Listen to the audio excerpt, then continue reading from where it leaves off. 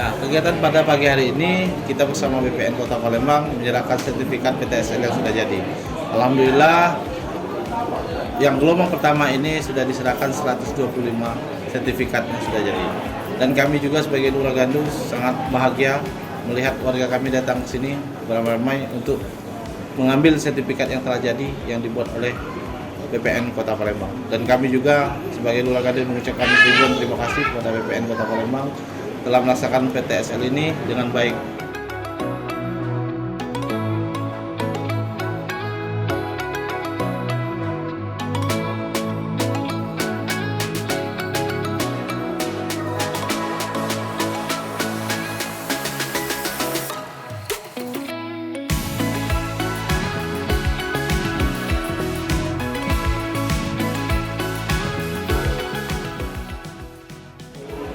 Hari ini saya terima kasih sudah dapat sertifikat. Selama ini sudah sampailah 20 tahun lah, lebih kurang belum dapat. Hari ini saya dapat, terima kasih, bersyukur kepada Pak Lurah, Pak Camat, RT juga.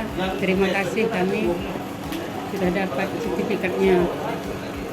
Hari aku deh kasih terharu menjawabnya deh.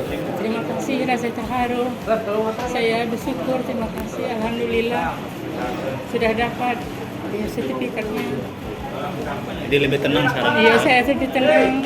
Berarti selama ini ya rasa belum tenang. Ini alhamdulillah sudah tenang. Jadi milik, milik kita. Ya, jadi sah.